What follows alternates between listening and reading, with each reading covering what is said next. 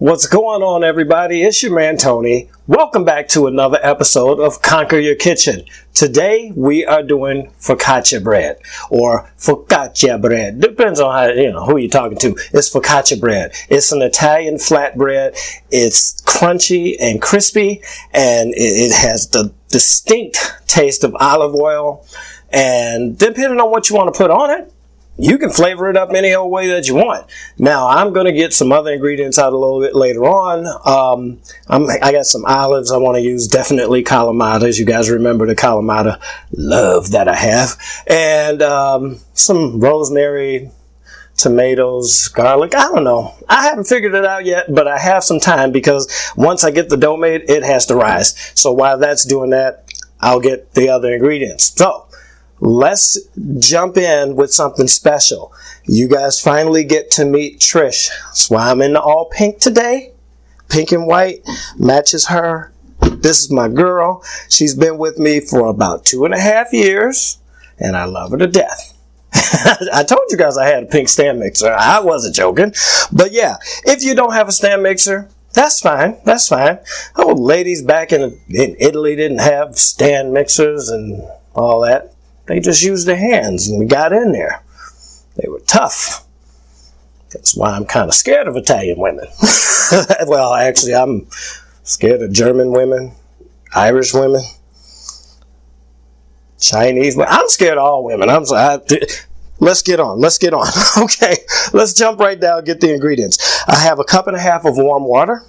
And I just warmed it in the microwave. You want it where it's warm to the touch but not burning hot, okay? If it's too hot, it's going to kill your yeast. If it's too cold, it won't activate your yeast. So just warm to the touch, like a baby's bottle, about 105 degrees for the technical people out there. All right, then I have some salt, some regular granulated sugar, some olive oil, and some yeast. And then, of course, just some all-purpose flour. That's it. That is all it takes to make a good focaccia bread. After that, it's just a matter of the toppings and what you decide to put on it. So, 2 things I want to show you. That's why I have my yeast out like this, because I want to show you how I keep it. It's sealed in a plastic container here, and then I have a rubber band on it, and I have it folded down.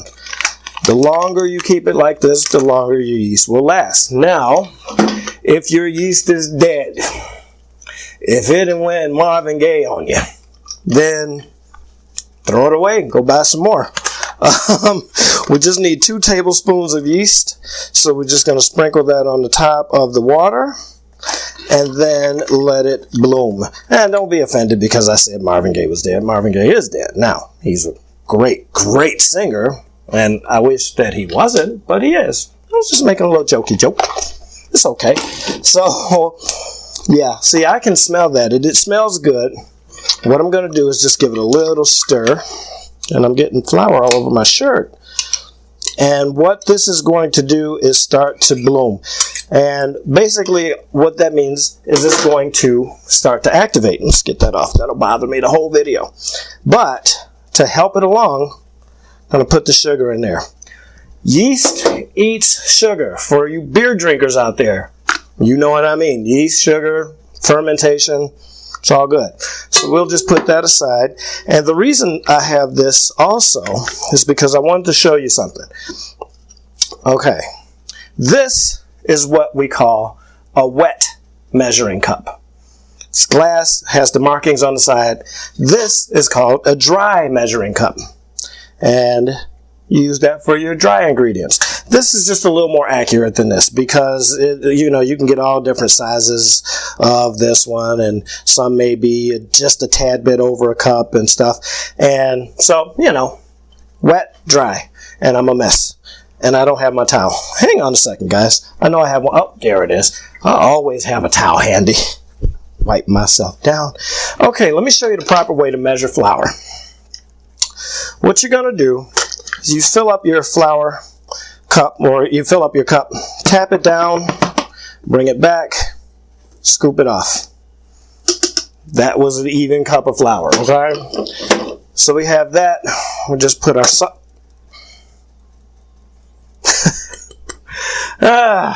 sometimes I just don't have it all together. and then just sift this out. If you don't have a sifter, no problem at all. I recommend getting one, but if you don't have one, it's no big deal. You just go ahead and use a whisk, use your fingers, don't matter. However you want to get it done. I had a lot of flour in there for the size of my sifter here, but we'll get it in. We'll get it in. All right, so that's all sifted in. And like I said, if you don't have that, a whisk will do just fine, okay? So, and don't be laughing at me because I said I was scared of women. I am. Because women get mad, and I'm sensitive, and I can't handle that. Oh, I'll probably get some text messages after this. I'll get a ex-girlfriend or 2, 4. No, I'm just playing. I don't have that many exes. I'm going to take this off because it's kind of in my way. That's the dough hook. So, basically, we just want to get our flour and our salt into the mixer. And get our dough hook on. And just start that going. Now, as you see, the yeast has gotten all bubbly. That's letting us know that it's active. You can smell it. And it's good. Alright, so we'll just start that on low. I'm going to pour my olive oil in there because I want to pour it all in at once. And this is just a slow pour.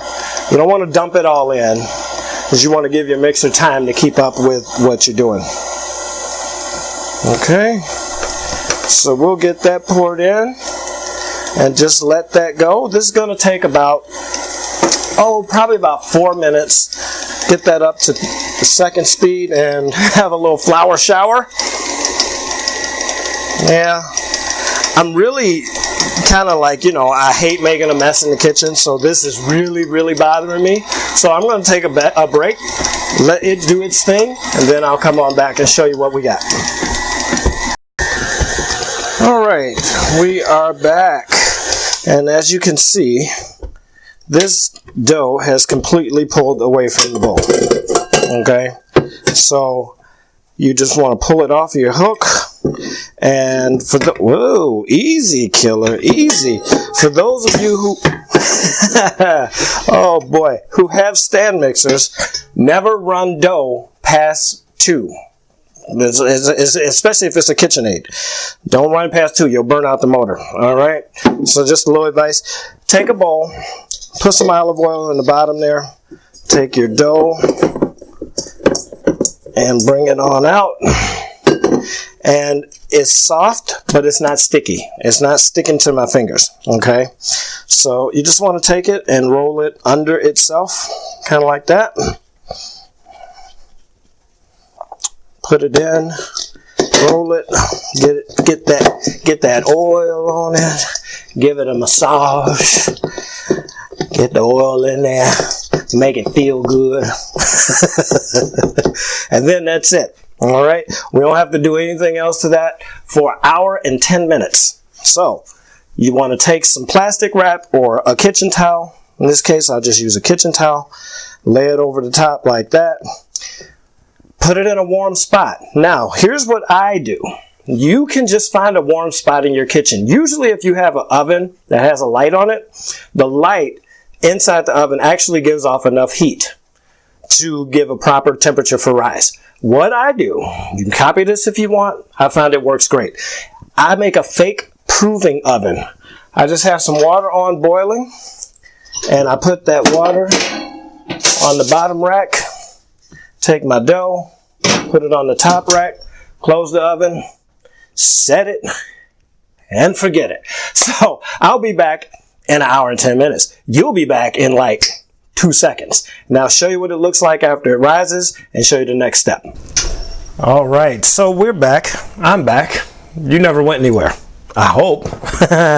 So as you see here, our dough has gone double. Actually, probably about double and a half. Okay, so now we're going to take it out of here, put it in our pan. This is a half sheet pan, which is, I think it's like 15 by 18, something like that.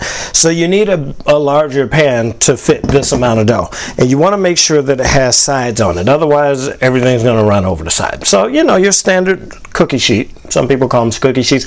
I had a baking business, so when I look at them, all I see is sheet pans.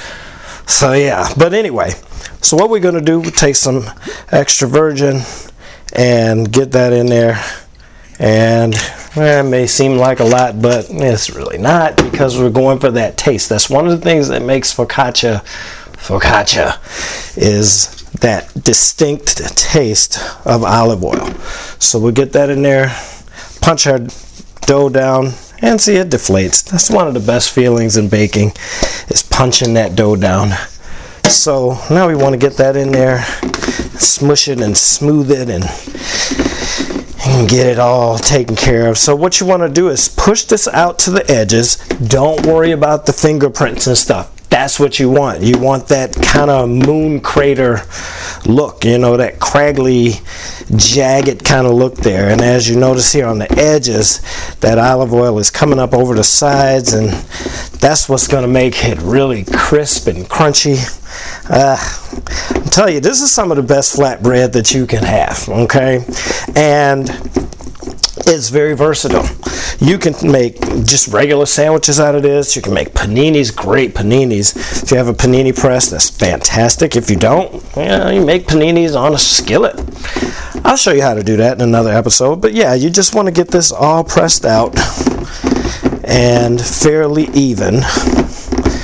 And like I say, you want to get it all the way to the edges, because now this has to rise again. So this bread is actually taking 2 rises. Your first initial rise, which is the longer one, takes about an hour. And then this rise, we need to let it rise again. Then we can put our ingredients on it and get it baked off. But when you have it in this state right here, get your fingers and get in there and make some holes. I know it sounds counterproductive, but trust me on this one. You want to do this step. When it starts to rise on its second time, a lot of these holes are going to fill in. But we do want them there initially. It just adds more to the authenticity of the bread. And I have long fingernails, so I can really get in there and pull it apart. Get apart, focaccia bread! Ain't nobody tell you to be together. Alright, so I'm going to throw this back in the oven. This time I don't need the hot water though. Just the heat of, like I said, the light bulb from the oven. Just that 20 minutes. We'll come back, we'll put our ingredients on it, and get it baking off. Alright, we're back. It has risen for the second time, and now it's time to load this bad boy up with flavor. I don't skimp on the flavor. Some people just do like salt, pepper, and rosemary, and they like it real plain. If you like it like that, go for it. Nah, who am I to judge? I like flavor. I like it just bursting. And so to burst it, I have my seasonings here. I have my toppings over here. I have some fresh feta cheese, Kalamata Olives. I even found some hot Giardenera in my refrigerator. It was only a little bit left, so I figured, why not throw it on the bread? Make it happy, make it happy. So it's going on there too. Sun-dried tomatoes, I just gave all this stuff a rough chop.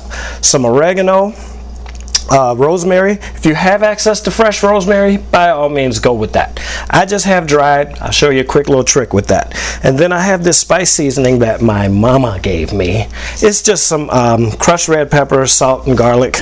Add some great flavor, and then some fresh black pepper. So let's do our seasonings first, because I want this to be all over it. I don't want it to be blocked by any of the toppings there. So we're just going to go, get some oregano on there, sprinkle it. And if you ever see chefs sprinkle stuff way up high, they do that for a reason. It's not just to look good. It's because the higher up, the more dispersed the seasonings go.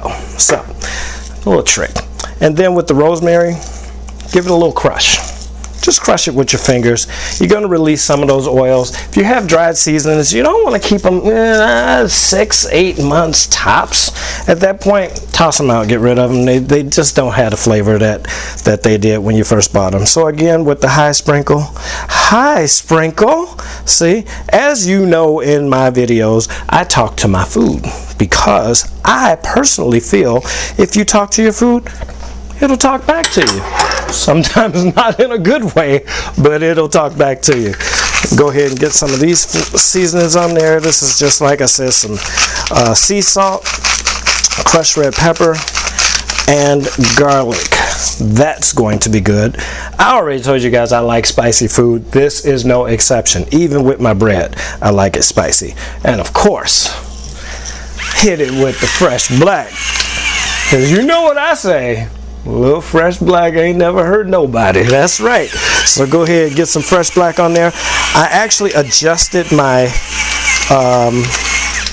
my knob at the bottom so I get a coarser grind.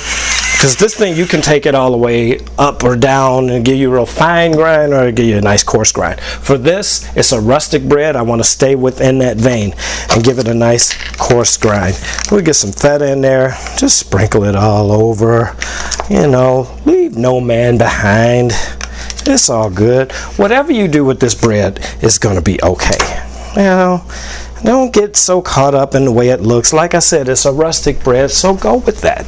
Just let it stay rustic. Get some olives on there and sprinkle. I told you, the flavor train is pulled into the station, baby. Whoop, whoop.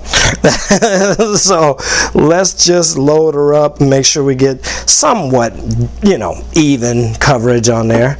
Some sun-dried tomatoes, tomato, potato, whatever suits your fancy, love.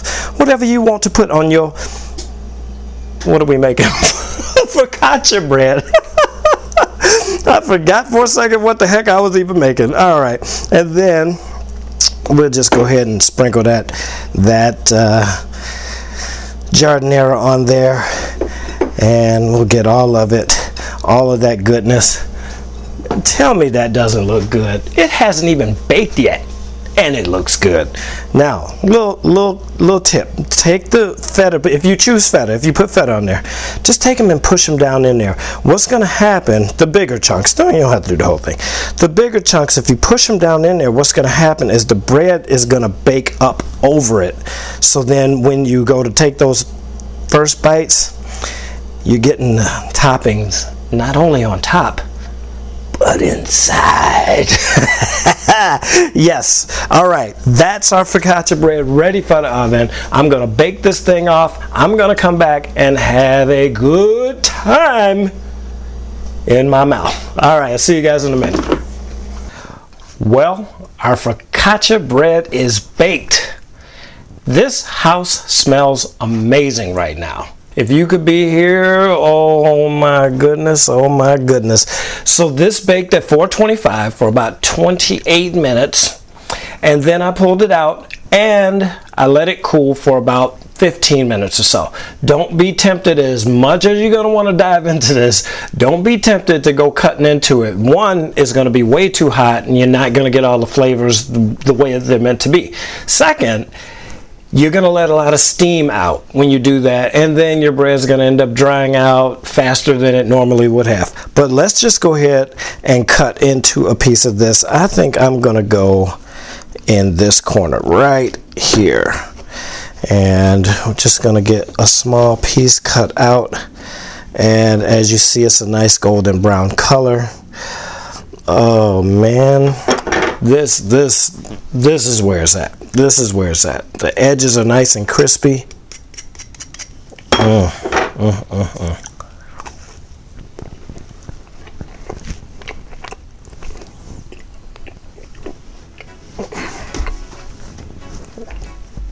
You're going to want to try this.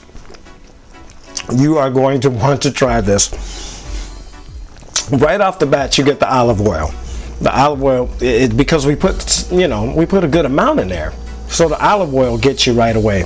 And then all the rest of the spices and the toppings is great. It is great.